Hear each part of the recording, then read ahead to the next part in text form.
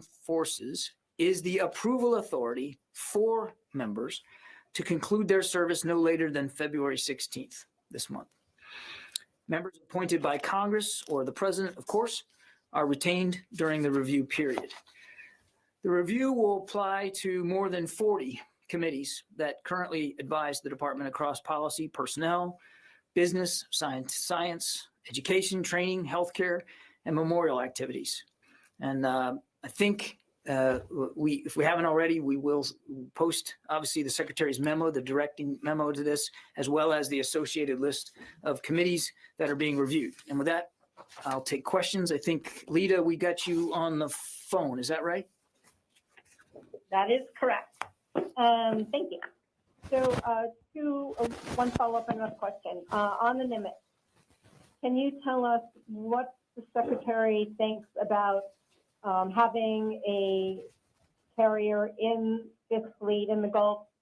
Is he in favor of having one there in persistent presence or not? Will another carrier be going to the Fifth Fleet to replace the NIMIT?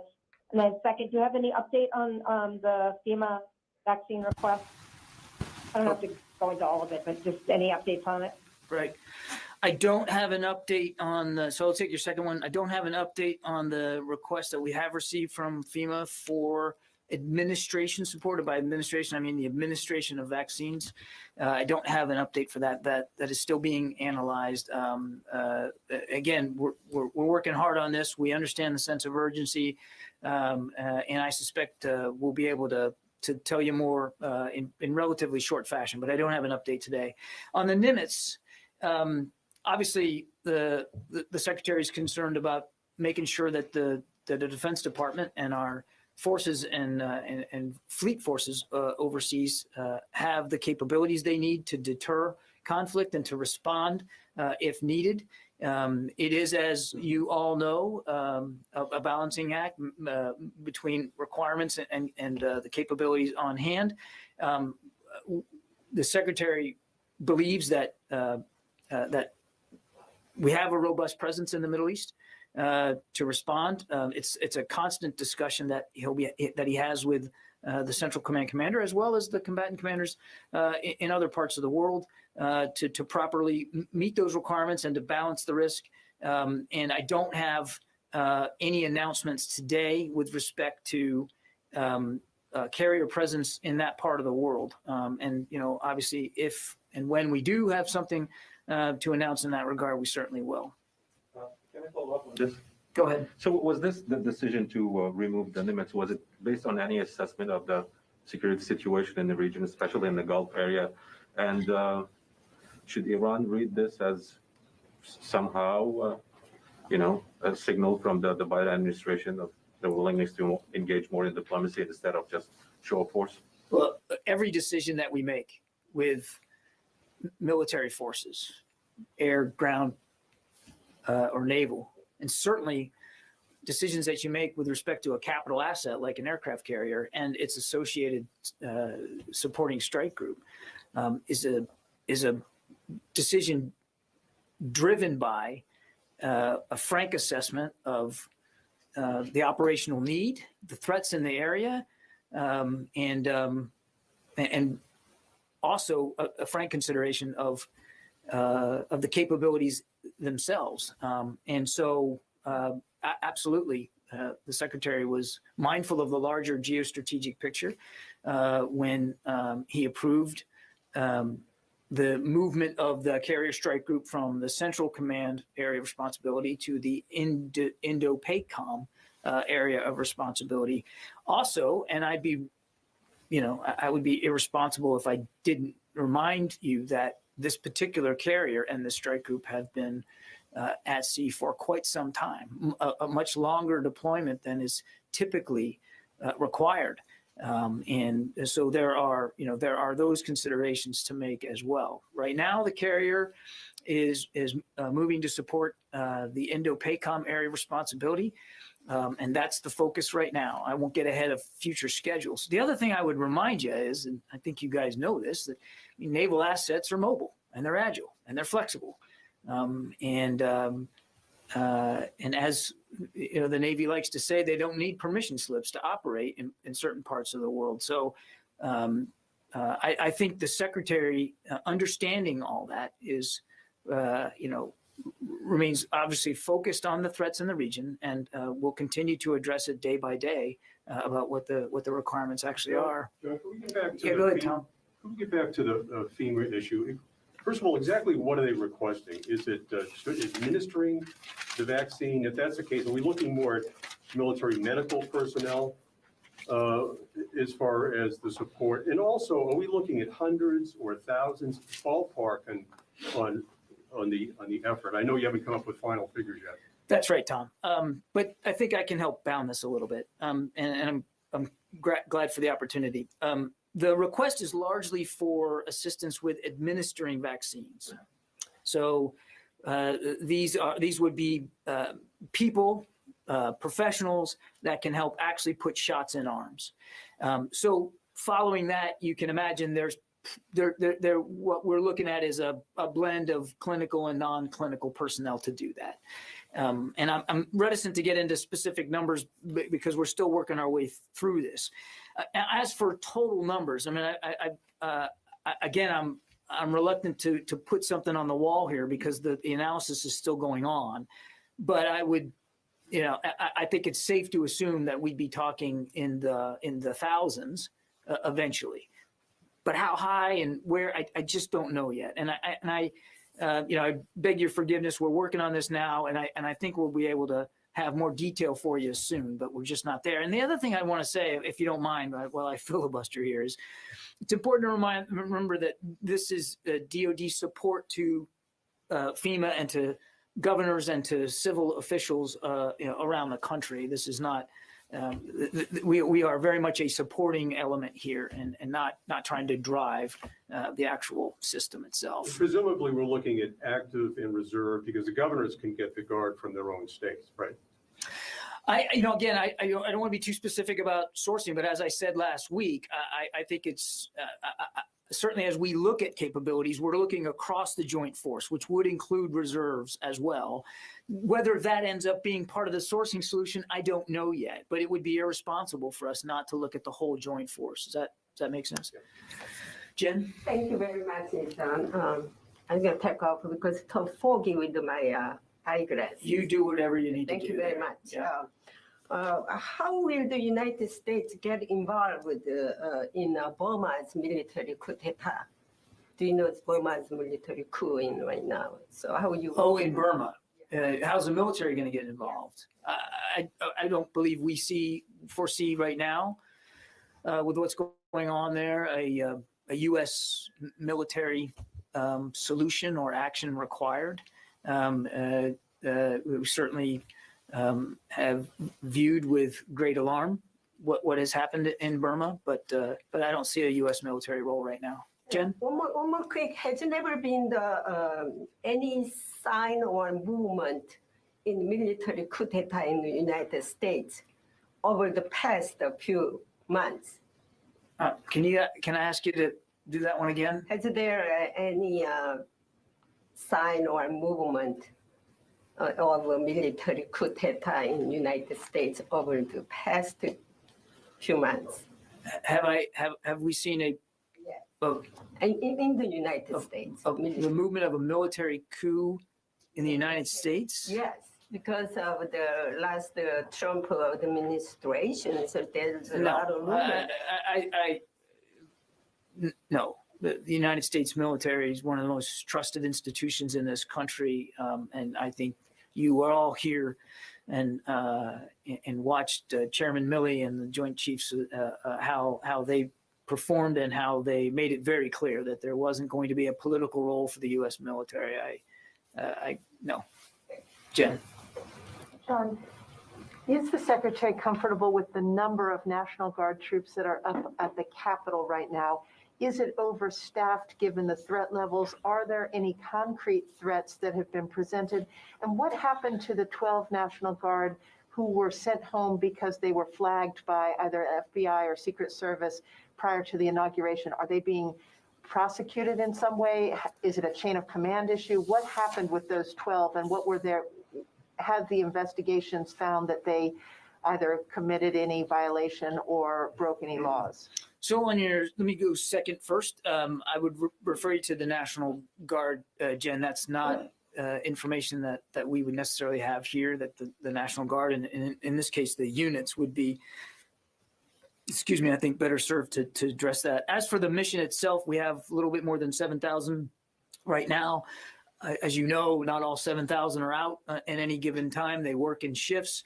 The Secretary had the opportunity on Friday evening to go spend some time with them. He was very impressed with the work they're doing, thanked them for that, promised them his support. I won't get into, and I wouldn't get into specific threat analysis here from the podium, but I would tell you that the department still considers this a valid requirement.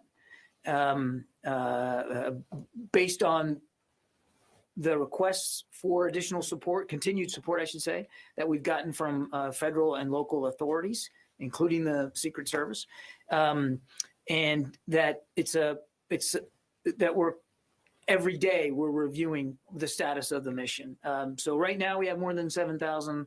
I don't want to get too predictive about what it's going to look like forward. I think, but to go back to what, the Secretary, as he told the National Guardsmen Friday, I mean, he very much wants to get them back home and back to their lives and to their jobs and to their families as soon as possible. But we also have what we still consider to be a valid requirement for their assistance, and we're going to have to, continue to meet that. And I wouldn't get more predictive, more than that right now, more specific. Let's see, we'll go to David Martin. You are on the phone. Is that right? I am. I think you said in the statement on advisory committees that the Secretary was concerned about the pace of change. Can you tell us that this review was a specific reaction to all of the dismissals and appointments in the final days of the Trump administration? There's no question, David, that the frenetic activity that occurred to the composition of so many boards in just the period of November to January deeply concerned the Secretary and certainly helped drive him to this decision. Yes. Let's see. Maybe we go another one on the phone. I have to keep remembering to do this. Tony Capaccio. Hi, John. I have a quick question closer to home on recusals. The issue came up today at Deputy Secretary Hicks's nomination hearing by the Senate Armed Services Committee. Has the Secretary laid out programs he will definitely recuse himself from that are Raytheon-related? F-35, ground-based strategic deterrence, and the long-range standoff weapon. Those last two came up today in the written questions from the Senate to Ms. Hicks. So thank you, Tony. As I think you saw the Secretary commit to, that he will recuse himself from Raytheon-related decisions, not unlike, in fact, the same way that the previous Secretary Esper did. And as a matter of fact, he intends to use the same sort of decision-making vetting process for Raytheon decisions that Secretary Esper had in place. So is that screening process he set up so staff would be able to winnow through programs that may or may not be Raytheon-related? That's correct, Tony. The same screening process. He's committed to doing that. He's made that direction to the staff so that he can be absolutely 100% committed to abiding by his agreement to recuse. Yeah. Okay. May I ask you, is the F-35, though, the Pentagon's largest program? Raytheon makes the engines for it. Will he specifically recuse himself from decisions on that program? Tony, let me take the question to get back on the eaches here. But before I do that, I just reinforce that he takes very seriously his recusal responsibilities from Raytheon-related programs and systems. And so I can assure you that he'll do that. What you're asking is a broader question, and I owe you a better answer on that. Go ahead. Okay, thank you. I have actually one follow-up on Nimitz and two on Syria. So on Nimitz, does it have anything to do with the rising tension between China and India that you deployed the ship to Indo-Pacific? I'm not going to get into specific rationale for why a ship is moved, from one area of responsibility to another. We certainly have legitimate requirements for naval power in both areas of responsibility. And there is a finite number of aircraft carriers available at any given time. And so this is a constant balancing act that the leadership here, the secretary, has to perform in terms of meeting requirements with capabilities. I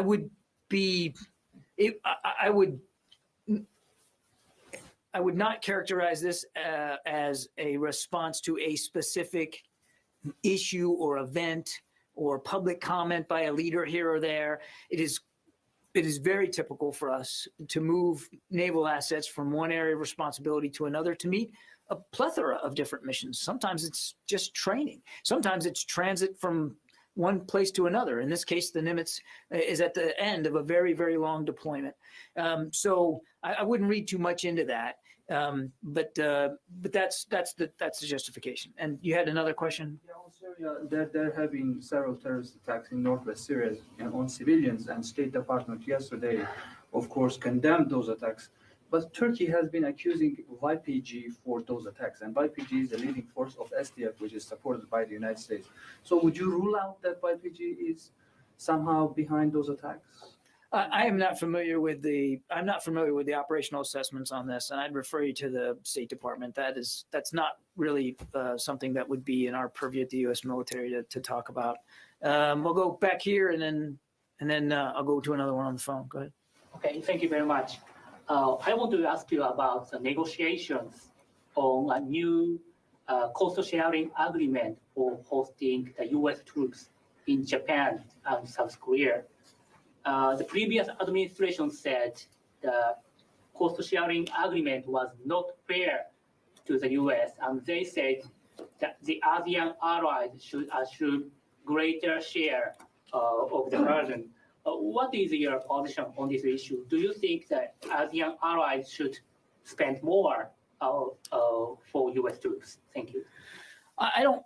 Right now, we're I think looking at, as I said last week, sort of a global posture review. We're in the midst of taking a look at our force posture around the world and the contributions that we're making.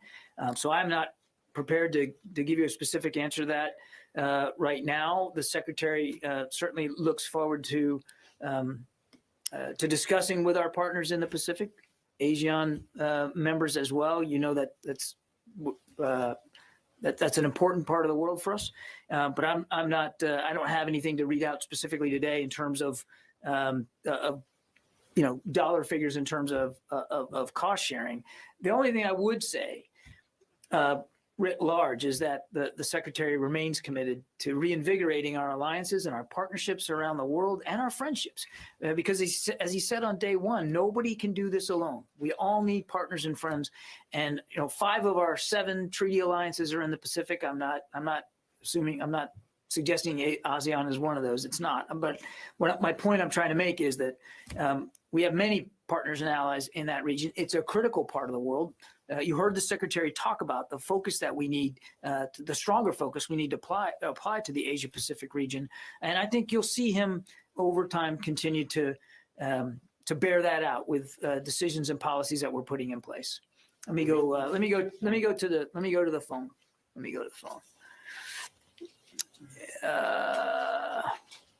Carol Rosenberg. Thank you, Admiral. Can you say whether all the 1,500 troops at JTF Gitmo who wanted a vaccine got a vaccine? Are all the prison staff who wanted to be protected already protected? It looks like they're now offering them to school teachers, bartenders, and commissary workers down there. I can't answer the first question, Carol. I don't know, and I'd certainly refer you down to either to the Navy or to Southern Command to speak specific numbers. I do know that they had begun the vaccination of men and women who work down at Guantanamo Bay on the base and with the JTF, and they were moving along the previous departmental vaccination schema in terms of priority. So there are certainly members of the military that have been vaccinated. And again, I'd remind you that it's a voluntary vaccine. We cannot compel it. But I know that there were members of the military that had been vaccinated down there. The exact numbers, Carol, I don't have in front of me right now. But I'll tell you what, we'll take that question, but we'll also make sure that it gets properly staffed through the Navy and through Southern Command. Yeah, Dan. Could we just go back to the Nimitz, just to be clear? Was there a reduction in the threat level, and that was part of the rationale for that decision, or is that not the case? The Nimitz? Again, Dan, I'm really reluctant to get into specific discussions of threats and intelligence. We don't make decisions like this lightly. And there's a lot of factors, particularly when you're dealing with a strike group that has been at sea and deployed for as long as it has been. I think 10 months, or it's about to be 10 months. And so you have to consider the wear and tear on the ship itself, as well as the effect on sailors who are incredibly resilient. So there's a lot of factors that go into this.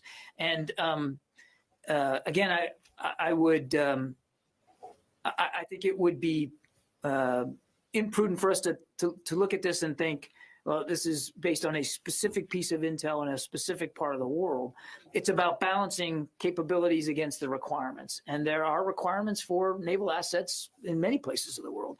And then there's a limited number of aircraft carriers. But I want to pull back, again, to make a larger point, that we have a lot of military capacity in the Central Command AOR, the area of responsibility.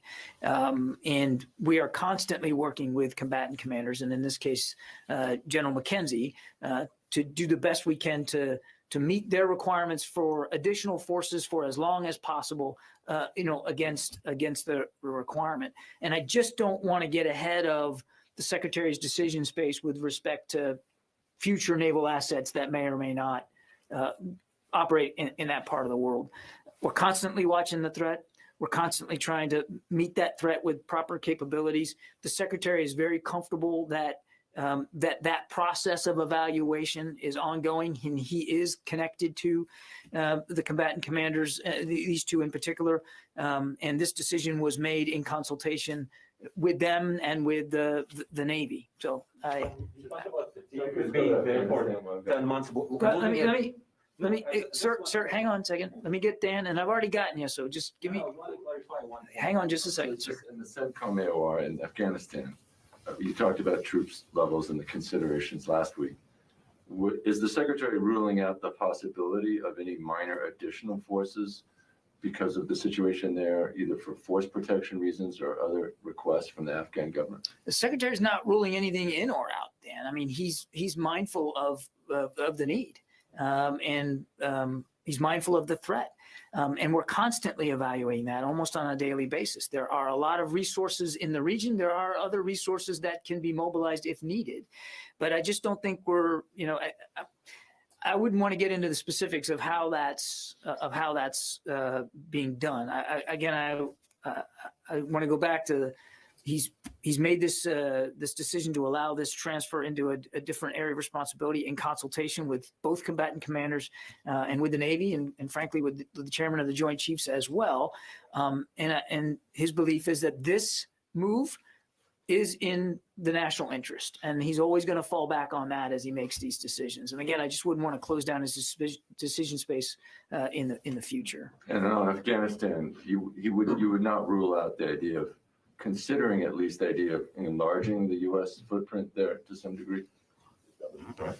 Again, I don't want to get into hypotheticals. As I said last week, any future, I don't have any future force posture decisions to read out or to announce. The future decisions about force posture in Afghanistan are going to be conditions based.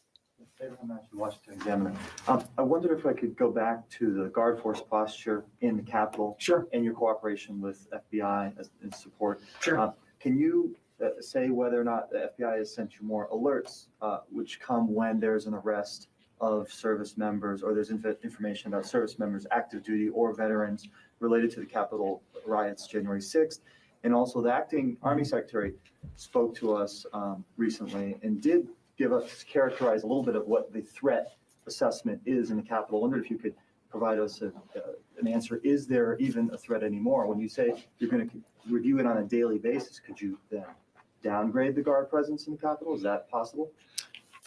Again, reticent to get into hypotheticals. So let me just try to parse this out here. I would refer you to the services for any notifications that might come from civilian law enforcement, to include the FBI, because that wouldn't come into the office of the secretary. That would go to the services. And I'm not aware of any additional notifications by the FBI for additional investigative work on other members. I'm just simply not aware of that, and I would point you to the services for that. As I said in my answer earlier, we're constantly reviewing the force posture here, the presence of the Guard in the capital region. We understand that they left jobs and homes and families, and they want to get back to them. But from the Secretary's visit, it was pretty clear to him that they also they believe in what they're doing, and they believe it's a valuable mission. For as long as it is a valuable mission, for as long as it is required, this request from civil and law enforcement authorities, the Department of Defense will continue to source it and to meet it. When that ends, I don't know. How and at what pace it tapers off, I don't know, because we're constantly looking at this. But to go back to what I told you earlier, the Secretary made it clear to those soldiers that he doesn't want to keep them out there any longer than they need to be, because he knows, they're making an enormous sacrifice, and so are their families. And it's cold outside, and that is not fun work. And he recognizes that as a former soldier himself. So we're going to just keep every day, we'll keep looking at this. And on the threat assessment, I'm just reticent to get into that. That's just not that's not a healthy thing for me to do at the podium, is to talk about specific threats and intelligence. Let me go back to the phone for a second. Let's see. Paul McCleary, Breaking Defense. Hi, John. Thanks. I wanted to ask a kind of in-house question about the executive order that the President signed last week about the climate crisis. Who is leading the charge at DOD to kind of marshal all the, get everyone together and submit that report to the White House? And what kind of effect do you think this new order is going to have on acquisitions, operations, things like that going forward? I missed the question. That was I missed the first part of your question, Paul. It was a directive about what? I think it was climate crisis. The climate change executive order. Oh, climate change. Okay, I'm sorry. Yeah, no, I didn't get that. So taking a couple of steps back, I mean, the Secretary's made it clear, and you saw his statement that he believes climate change is a national security issue. It affects our facilities and our infrastructure. It affects things like, Navy ship piers and our bases around the world as a result of the extreme weather that climate change contributes to. It also is a driver of people. It's a driver of refugees, which also contributes to instability and insecurity in places where oftentimes the military, U.S. military, then has to deploy to support allies and partners around the world.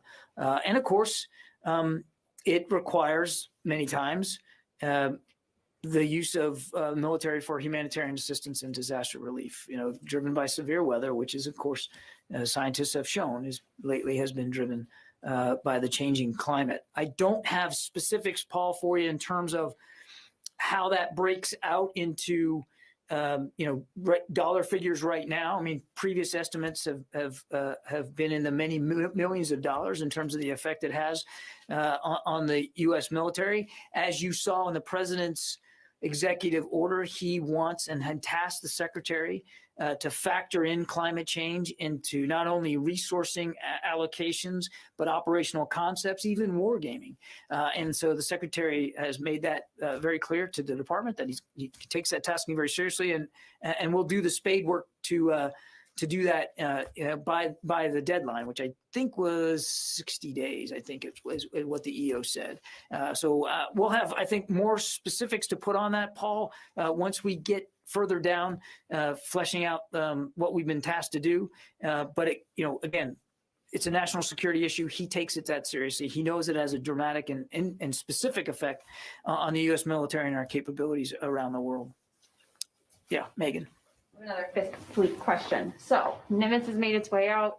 Eisenhower is basically next in line for deployment, and it would be also less than a year, it'd only be a few months since they came back from their last deployment. Has the Secretary, in considering these requests from CENTCOM to have a persistent carrier presence in Fifth Fleet, has he considered the wear and tear on the ships, the wear and tear on the crews, doing so many back-to-back deployments, or these extremely long deployments the way Nimitz has? Is it possible that you could let some time lapse in Fifth Fleet without a carrier to shore up the readiness and the morale of some of these crews? Well, without getting into the specific decisions based on force presence in Central Command, the short answer to your question, Megan, is yes. The Secretary obviously factors in the wear and tear on the fleet and on the ships and the sailors, just as he would the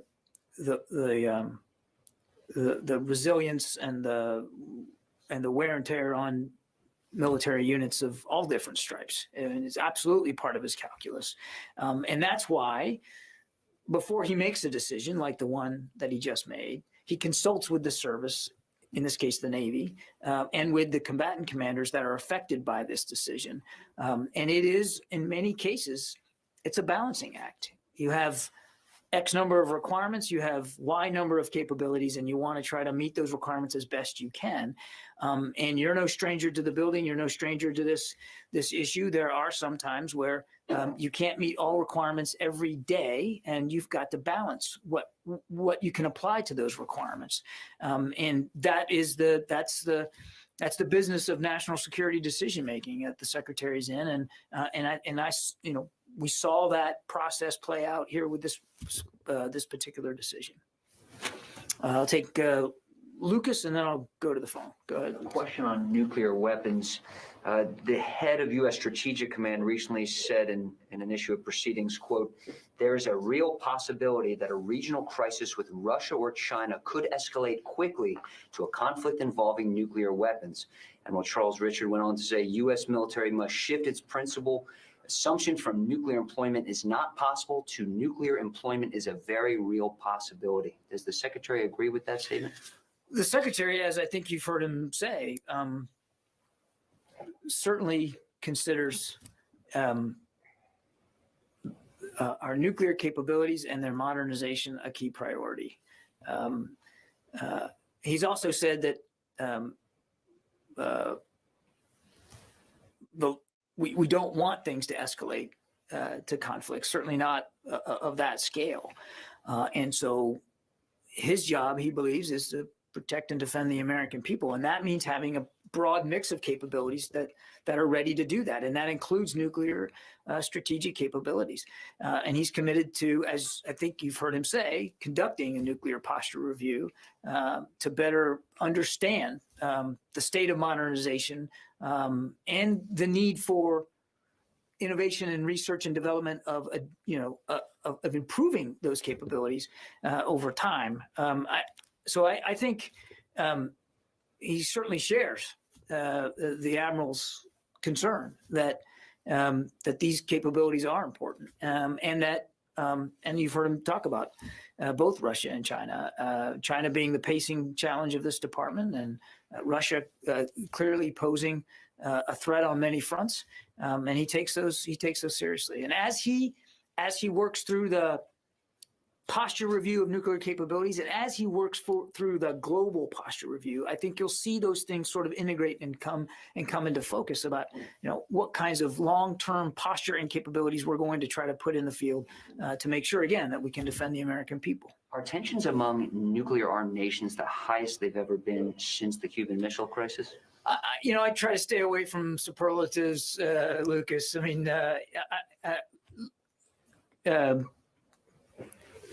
again, he views China as the biggest pacing challenge for this department. Nobody wants to see things end up in conflict, certainly not on that scale. But it's his job and it's the department's job to help deter, to prevent that kind of conflict, particularly on that scale. And I would just say that that's where his head is, rather than getting into the specifics of most this or most dangerous that. Clearly, there is much work to do, and you've heard Secretary of State Blinken mentioned this just the other day. There's much work to do with our bilateral relations with China and with Russia.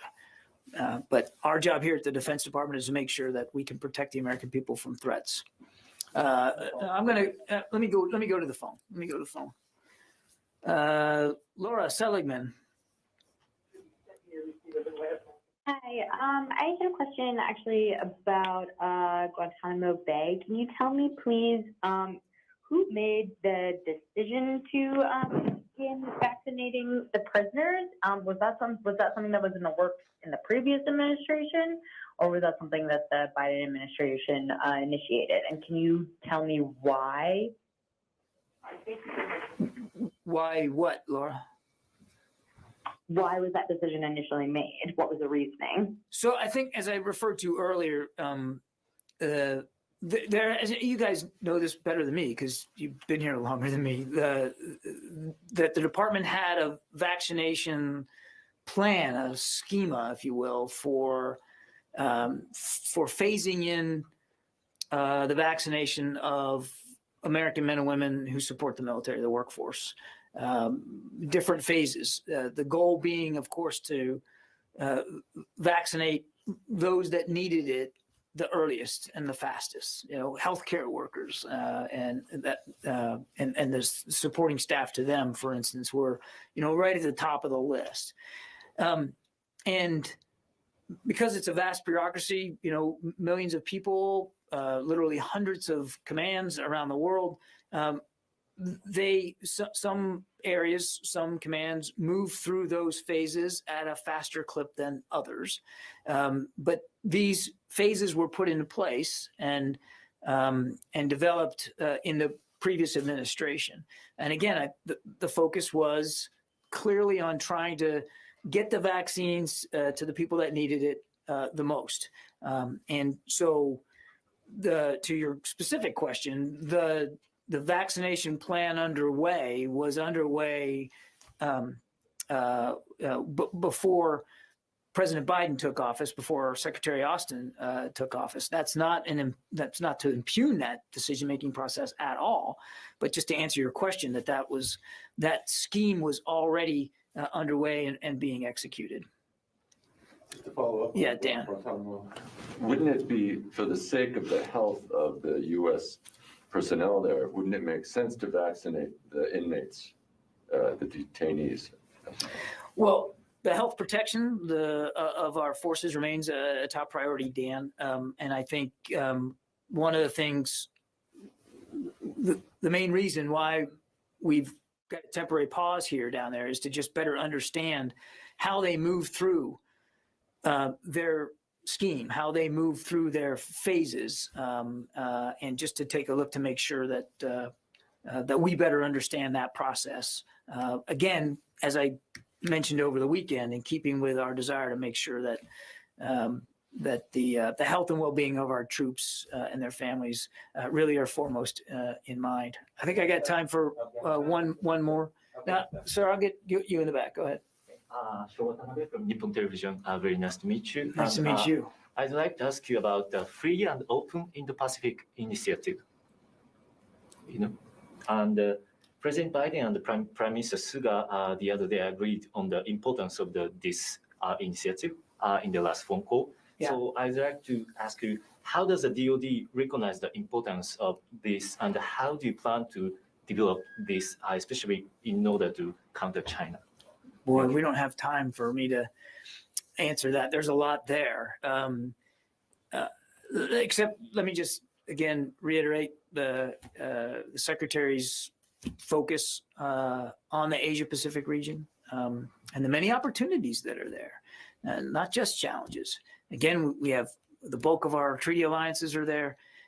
We've got serious security commitments in the Indo-Pacific region that we intend to meet and to take seriously.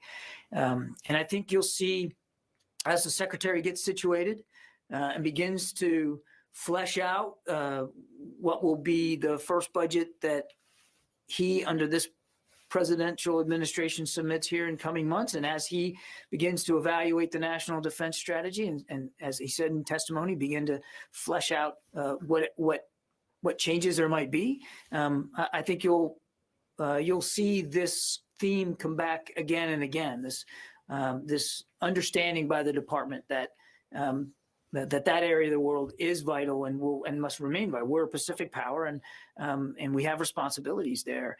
I think you also heard him say, though, just so there's no question, that in the main muscle movements of the existing national defense strategy with respect to great power competition, and in particular the challenge that China poses, that he agrees with that. Okay, I'll take a couple more here. Ellie Kaufman, CNN? No, you don't have a question, or do you? I have to remember to look over here where it says question, yes or no, and that one was a no. Tara Kopp. Okay, we lost Tara. I'll take one more from in the room. Ma'am, you haven't had a question. Yes, I have two questions on Iraq, actually. On what? Iraq, okay. The first one, if you can give us some details on that operation that killed Abu Yasser al-Aisawi last week. Was it like a joint operation between the international coalition and the Iraqi forces?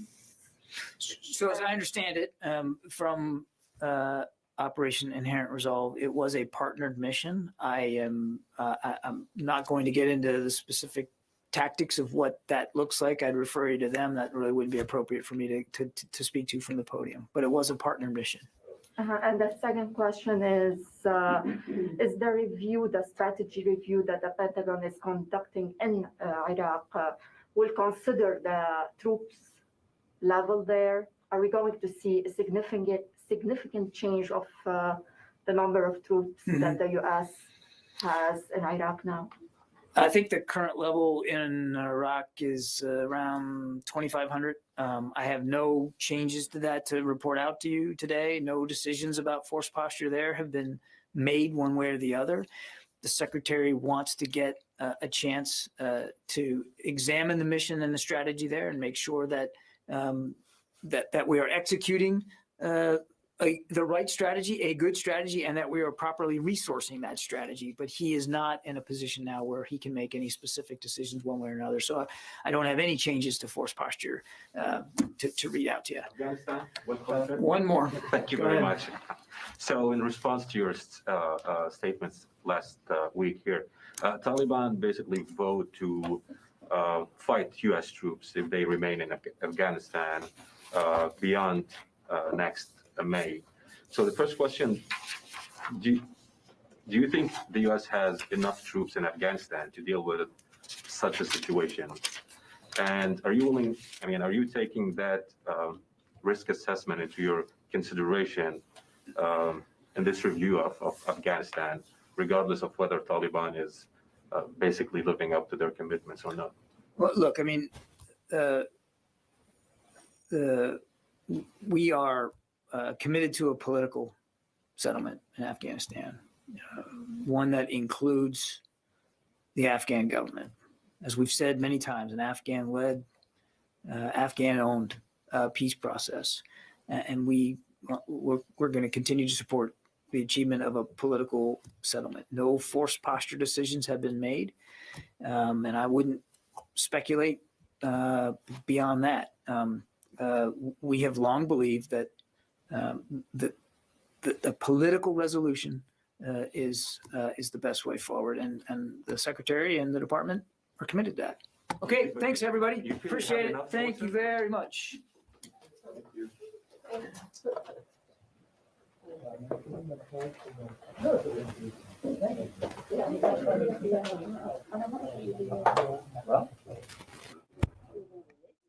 There's a military coup. That was a smart question. Thank you. We didn't even know, we didn't even ever heard 30 seconds. Sure. Please, my All right, dear. just flag it. I had read it. I always said, I have to you touch it. Yeah. Right there. Okay. Thank you.